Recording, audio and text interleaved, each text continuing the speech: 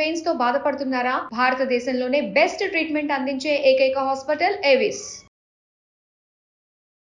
నమస్కారం, welcome to Suman TV. నేను గీతాంజలి. మాఘ అమావాస్య ఫిబ్రవరి 27వ తారీఖున. ఆ రోజు నియమంగా మనందరం పాటించవలసింది ఏంటి, ప్రత్యేకించి ఏమన్నా పరిహారాలు ఉంటాయా, వీటి గురించి తెలుసుకుందాం. ప్రస్తుతం మనతో పాటు ఉన్నారు ప్రముఖ జ్యోతిషులు బ్రహ్మశ్రీ నందిభట్ల శ్రీహరి శర్మ గురువు గారు. వారితో మాట్లాడదాం. గురుగారు నమస్కారం అండి. వాగర్థావివ సంపృక్తౌ వాగర్థ ప్రతిపత్తయే జగతః పితరౌ వందే పార్వతీ పరమేశ్వరౌ. సదాశివ సమారంభాం శంకరాచార్య మధ్యమాం అస్మదాచార్య పర్యంతం వందే గురు పరంపరాం. ఆదిత్యాయ చ సోమాయ మంగళాయ బుధాయ చ గురు శుక్ర శనిభ్యశ్చ రాహవే కేతవే నమః. శృంగేరి జగద్గురు పీఠాధిపతులకి, కంచి పీఠాధిపతులకి నమస్కారములు తెలియజేసుకుంటూ కార్యక్రమాన్ని ప్రారంభిద్దాం. గురుగారు, మాఘమాసం చాలా చక్కగా జరిగిపోయింది. అద్భుతమైన మాసం. ప్రత్యేకించి శివయ్య ఆరాధన చేశాము, అలాగే విష్ణు ఆరాధన కూడా చేసుకున్నాం, అమ్మవారి ఆరాధన కూడా. అందులోనూ ఈసారి కుంభమేళా వల్ల ఇంకా చాలా చక్కగా జరిగింది. ఇక చివరి అంకం అమావాస్య.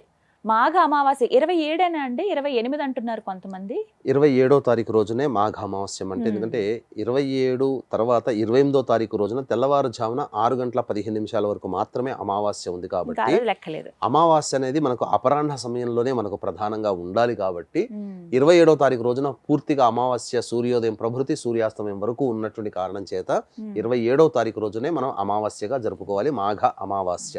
ఆ రోజు ఏమైనా నియమాలు ఉన్నాయండి, ఖచ్చితంగా ఇలా ఉండాలి, లేకపోతే ఏమైనా పూజ చేయాలంటే ఈ విధంగానే చేయాలి అంటూ ఏమైనా ఉన్నాయా? మనకు నియమాలు అనే దానికంటే కూడా మనకు చరిత్ర మనకు తెలుసుకోవాలమ్మా. పురాణ గాథ ప్రకారము ఇప్పుడు మీకు ఒక విషయం తెలియచేస్తాను.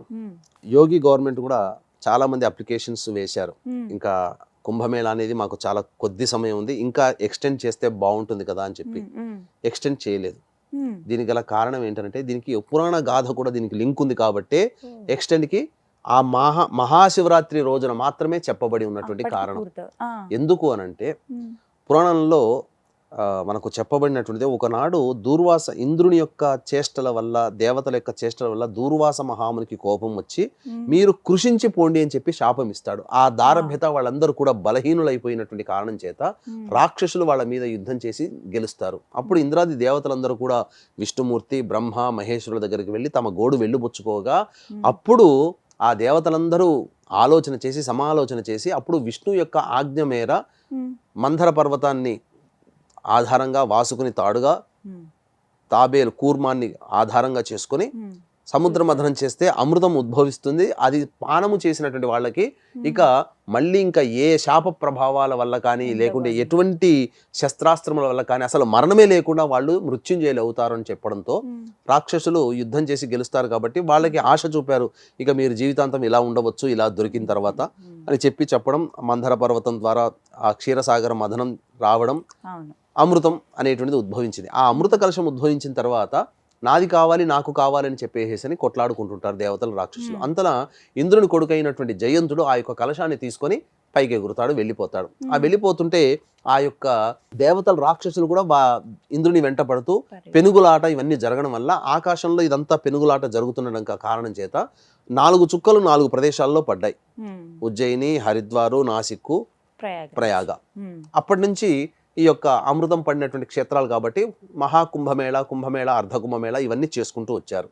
అయితే ఈ యొక్క అమృత కలశాన్ని బృహస్పతి, రవి, చంద్రుడు, శని ఈ 4 గ్రహాలు కూడాను రక్షించాయి. కాబట్టి ఈ యొక్క 4 ప్రధానమైనటువంటి గ్రహాల కదలికలను బట్టి, ఆ గ్రహాలు ఉన్నటువంటి రాశులను బట్టి కుంభమేళ, అర్ధకుంభమేళ, మహాకుంభమేళ, పూర్ణ కుంభమేళ ఇలాంటివి ప్రతి క్షేత్రంలో జరపడం అనేటువంటిది ఈ 4 గ్రహాల ప్రభావం, అనగా 4 గ్రహాలు సంచరిస్తున్నటువంటి సమయం ఆధారంగానే నిర్ణయిస్తారు.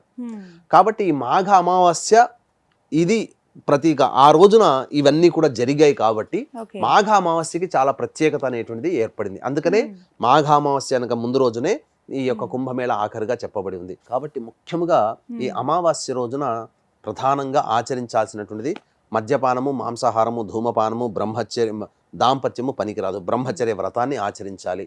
ఇక అన్నిటికంటే ముఖ్యంగా భూతదయతో, అనగా సాటి ప్రాణుల మీద ప్రేమ ఆప్యాయతను కలిగి ఉండి ఆ సాటి ప్రాణులకి ఏదైనా భుజించే పదార్థాలు ఆ మాఘ అమావాస్య రోజున ప్రత్యేకముగా ఇవ్వాలని మనకు శాస్త్రం చెప్పబడి ఉంది. ఇక ప్రతి అమావాస్య అంటే అందరికీ తెలిసిందే ఆ యొక్క పితృదేవత ఆరాధన అనేటువంటిది. అన్నిటికంటే ముఖ్యంగా రావి చెట్టు సందర్శన ఈ యొక్క మాఘ అమావాస్య రోజున చెయ్యాలని చెప్పడం, సంకల్పం నెరవేరాలి అంటే రావి చెట్టు దగ్గర ఏం చేయాలనేది కూడా మనకు చెప్పబడి ఉంది. ముఖ్యంగా అమావాస్య కాబట్టి, పితృదేవత ఆరాధన కాబట్టి ఆ రోజున అవకాశం ఉంటే నదీ స్నానము చేయడం, దగ్గరలో ఉన్నటువంటి అనగా శివరాత్రి అయిపోతుంది కాబట్టి 27వ తారీఖు రోజున ఖచ్చితంగా ఎవరైతే ప్రేక్షకులు ఉంటారో వారికి చుట్టుపక్కల ఒక 50 కిలోమీటర్ల లోపల కూడా నది ఉండగలిగేటువంటి ప్రదేశం ఉన్న వాళ్ళందరూ కూడా నది ప్రాంతానికి వెళ్ళి, ఇంకా సముద్రము కలిసేటువంటి నదీ ప్రవేశం ఉంటుంది మనకు రాజమండ్రి పాండిచ్చేరి దగ్గర చొల్లంగి అనేటువంటిది ఉంటుంది. కాబట్టి అటువంటి ప్రాంతంలో కానీ, బంగాళాఖాతంలో కానీ, హరిసాగర్ అనగా బెంగాల్ గుండా ప్రవేశించి గంగా బంగాళాఖాతంలో కలుస్తుంది, ఆ ప్రదేశము హరిసాగర్, గంగా సాగర్ అని అంటుంటారు. అక్కడనైనా కానీ, ఏదైనా మన కాశీ క్షేత్రంలో గంగ దగ్గర కానీ, ప్రయాగలో ఉన్నటువంటి నదీ స్నానం కానీ, మళ్ళీ అమావాస్య రోజున నదీ స్నానం ఆచరిస్తే చాలా విశేషము. నదీ స్నానం ఆచరించిన తోడనే అక్కడ ఉన్నటువంటి బ్రాహ్మడి చేత తిలతర్పణాలు, వీలైతే పిండ ప్రధాన కార్యక్రమాలు ఖచ్చితంగా ఆ రోజున చెయ్యాలని మనకు శాస్త్రం.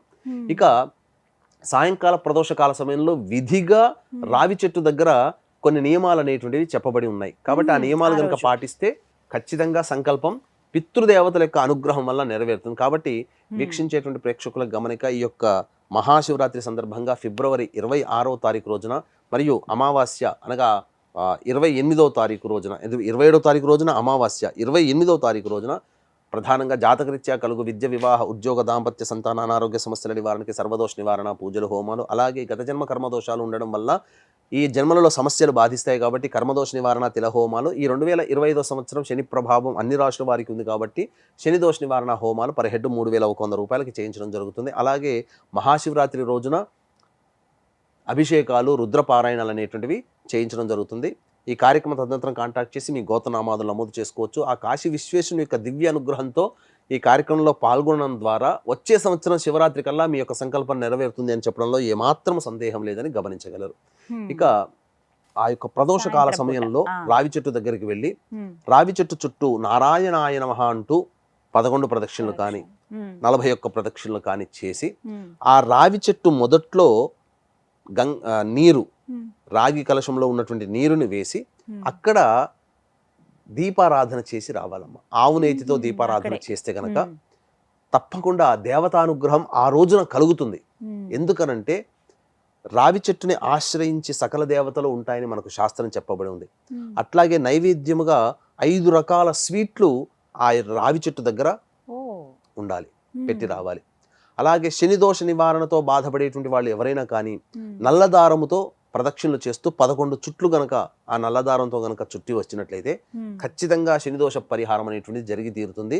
అలాగే ఈ యొక్క పితృదేవతల యొక్క ఆశీర్వచనం కూడా రావి చెట్టు దగ్గర దీపారాధన చేసి 5 స్వీట్లు పెట్టడం ద్వారా పితృదోషము నుంచి పితృదేవత అనుగ్రహం అనేటువంటిది కలిగి పితృదోషం నుంచి కూడా విముక్తి పొందుతారు. అట్లాగే ఆ రావి చెట్టు దగ్గర నువ్వుల నూనె నువ్వులు రాశిగా పోసి నువ్వుల నూనెతో దీపారాధన చేసి వచ్చిన పితృదోషం తొలగిపోతుందమ్మా. ఇది ఈ విధంగా చేయాలి. అమావాస్య రోజున ఎట్టి పరిస్థితుల్లో వ్యసనాల జోలిన పోకుండా, దాంపత్యం జోలి పోకుండా ఉన్నటువంటి వ్యక్తులకి ఈ యొక్క మంచి జరుగుతుంది. అంతేకాకుండా ఒక అద్భుతమైనటువంటి విషయం మీకు ఒక తెలియచేస్తానమ్మా. ఏంటనంటే మనకు శివరాత్రి సందర్భంగా యోగాలలో శివయోగం అనేటువంటిది ఒకటి ఉంటుంది. 26వ తారీఖు రోజున తెల్లవారితే 27వ తారీఖు అనంగా 2:57 శివయోగం ప్రారంభమవుతుంది. మనము శివరాత్రి సందర్భంగా అభిషేకాదులు చేయమని చెప్పి 4 కాలాలు చెప్పాం కదా. 3:30 నుంచి 6 గంటల మధ్య కాలంలో అభిషేకం అన్నాం కదా. ఆ అభిషేకము శివయోగంతో కూడా కలిసి వస్తుంది కాబట్టి చాలా అద్భుతమైనటువంటి విషయం అమ్మా. కాబట్టి శివయోగం కలిసి వచ్చి మహాశివరాత్రి కలిసి ఉన్నటువంటి సమయం 2:57 నుంచి ప్రారంభమవుతుంది 27వ తారీఖు రోజున. కాబట్టి ఆ సమయంలో ఈశ్వరానుగ్రహం కోసం పాటుపడే వాళ్ళు అభిషేకం చేసి 27వ తారీఖు రోజున నది స్నానం చెప్పిన విధంగా ఆ అమావాస్య రోజున ఎవరైతే ఆచరిస్తారో వాళ్ళకి సంపూర్ణమైనటువంటి శివానుగ్రహం కలుగుతుంది. అన్ని కలిసి రావడం అనేటువంటిది చాలా అరుదుగా చెప్పవచ్చమ్మా. ఈ విధంగా ఆ రోజు మాఘ అమావాస్యకి చేయాలండి. దీపారాధన మరీ ముఖ్యం. చాలా చక్కగా వివరించారు గురుగారు. ధన్యవాదాలండి. సర్వం శ్రీ ఉమామహేశ్వర పరబ్రహ్మార్పణమస్తు.